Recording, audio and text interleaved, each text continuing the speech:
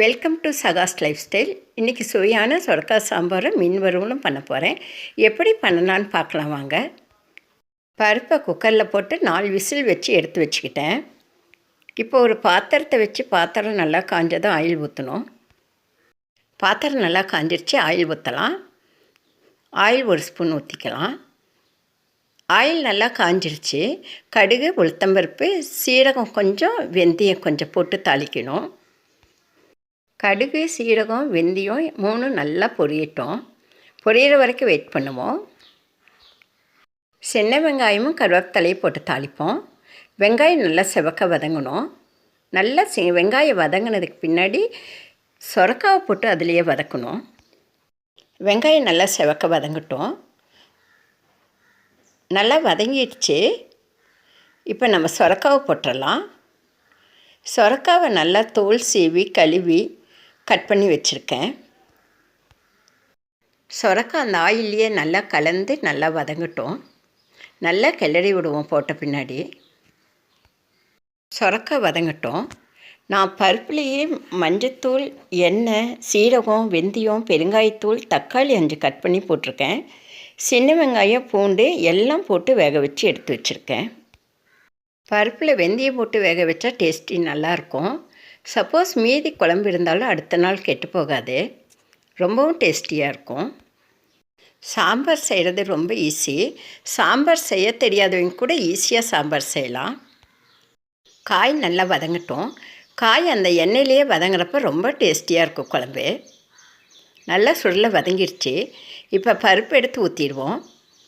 பருப்பை ஊற்றிட்டு நல்லா கலக்கி விடுவோம். நல்லா கலக்கி விட்டுட்டு புளி ஒரு எலுமிச்சை சைஸ் அளவுக்கு ஊற வச்சுருக்கேன். அதை கரைச்சி இதில் ஊற்றணும். நல்லா கலந்து விட்டாச்சு. புளியை கரைச்சி இதில் ஊற்றிடலாம். புளி தேவையான அளவுக்கு தண்ணி ஊற்றிக்கலாம். இப்போ உப்பு போட்டுக்கிட்டேன். நல்லா கலந்து விட்டுட்டு புளியை கரைச்சி ஊற்றிக்கலாம். புளியை கரைச்சி ஊற்றுறதுக்கு முன்னாடி சாம்பார் தூள் போடணும். சாம்பார் தூள் வீட்டில் நானே அரைச்சி வச்சுருக்கேன். காரமெல்லாம் கரெக்டாக போட்டு அரைச்சி வச்சனால சூப்பராக இருக்கும். குழந்தைங்க ரொம்ப விரும்பி சாப்பிடுவாங்க. குழந்தைங்களுக்கு பருப்பு வேக வச்ச தண்ணியை எடுத்து சூப்பாக கொடுக்கலாம். புளி ஊற்றியாச்சு. நல்லா கலந்து விடலாம். சாம்பார் தூள் தேவையான அளவு போடலாம். நான் ஒரு 3 ஸ்பூன் சாம்பார் தூள் போட போகிறேன். சின்ன ஸ்பூன் தான், அதனால் 3 ஸ்பூன் போட போகிறேன். சாம்பார் தூள் போட்டதும் நல்லா கலக்கி விடலாம். தேவையான அளவு உப்பு போட்டுக்கலாம்.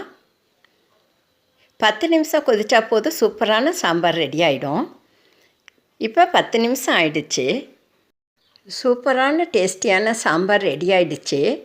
நல்லா கலந்து விட்டு மேலே கொத்தமல்லி தழையை தூவினா நம்ம சாம்பார் ரெடி ஆகிடும். சொரக்காய் அதிக நேரம் வேக வேண்டியதில்லை. ஏற்கனவே நல்லா வதக்கி விட்டுருக்கோம், அதனால் அப்போயே வெந்திருக்கோம். 10 நிமிஷத்தில் வெந்துடும். குழம்பு ரெடி ஆகிடுச்சு. கொத்தமல்லியை தூவிட்டோம். இன்னும் இறக்கிட வேண்டியது தான். இதுக்கு அட்டகாசமான மீன் வறுவல் எப்படி செய்யலான்னு பார்க்கலாம் வாங்க. மீன் வறுவல் எப்படி செய்யலான்னு பார்க்கலாம். ரோகு மீன் எடுத்திருக்கேன்.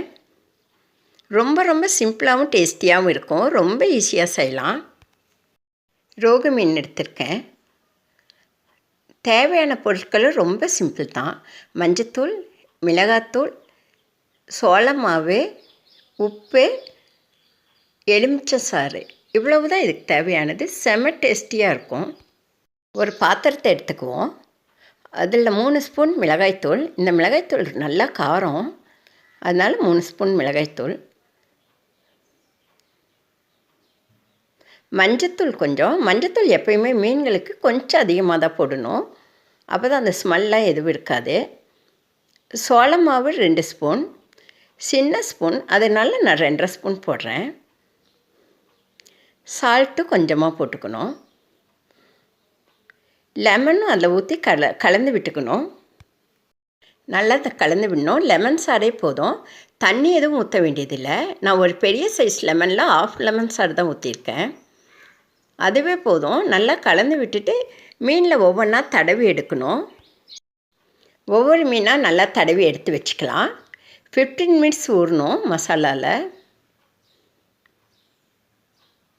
சோள மாவு போட்டால் மசாலாங்க பிரித்து வராது எண்ணெயில். அதுக்காக கொஞ்சமாக போட்டால் போதும். இப்போ எல்லாம் கலந்து எடுத்து வச்சிட்டோம். 15 மினிட்ஸ் ஊறட்டும். நான் ஏற்கனவே நம்ம மேட்டூர் டேம் மீன்களை பற்றி என் மீன் குழம்பு வீடியோவில் சொல்லியிருக்கேன். எல்லா மீன்களுமே செம்ம ஃப்ரெஷ்ஷாகவும் டேஸ்டியாகவும் இருக்கும். இது 15 மினிட்ஸ் அப்படியே ஊறட்டும். 15 மினிட்ஸ் ஆகிடுச்சு. மீன் நல்லா ஊறிடுச்சு மசாலாவில். இப்போ கடாயை வச்சு ஆயில் ஊற்றிக்குவோம். ஆயில் நல்லா காஞ்சிருச்சு. மீனை ஒவ்வொன்றா போட்டு பொரிச்சு எடுப்போம். எங்கள் ஊரில் தினமும் நல்லா மழை பெஞ்சிட்ருக்கு. இந்த மாதிரி கிளைமேட்டுக்கு இப்படி மீன் பொரிச்சு சாப்பிட்றது செம்ம டேஸ்டியாகவும் நல்லாவும் இருக்குது. நான் காஷ்மீரி மிளகாத்தூள்லாம் இல்லை கலக்கல.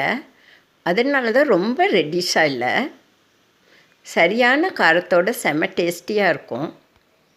குழந்தைகள்லாம் நல்லா விரும்பி சாப்பிடுவாங்க. என் வீடியோ பிடிச்சிருந்தால் லைக் பண்ணுங்கள், ஷேர் பண்ணுங்கள், சப்ஸ்கிரைப் பண்ணுங்கள், கமெண்ட் பண்ணுங்கள். இப்படியே எல்லா மீனையும் பொரிச்சு எடுத்துக்கலாம். மெதுவாக திருப்பி போடணும். ரோகு, கட்லா, ஆறால் இல்லைலாம் அதிகமாக முள் இருக்காது. குழந்தைங்க விரும்பி சாப்பிடுவாங்க. ரத்தம் கம்மியாக இருக்கிறவங்க மீன் நிறைய சாப்பிடலாம். சிவப்பணுக்கள் ஊறுன்னு சொல்லுவாங்க. சூப்பராக எல்லா மீனையும் பொரிச்சு எடுத்துட்டோம். அட்டகாசமான மீன் வறுவலும் சுரைக்காய் சாம்பாரும் ரெடி ஆயிடுச்சு. வாங்க சாப்பிடலாம். மீன் வறுவலும் சுரைக்காய் சாம்பாரும் ஜஸ்ட் ட்ரை பண்ணி பாருங்கள். என் வீடியோ பார்த்த உங்களுக்கு என் மனமார்ந்த நன்றிகள்.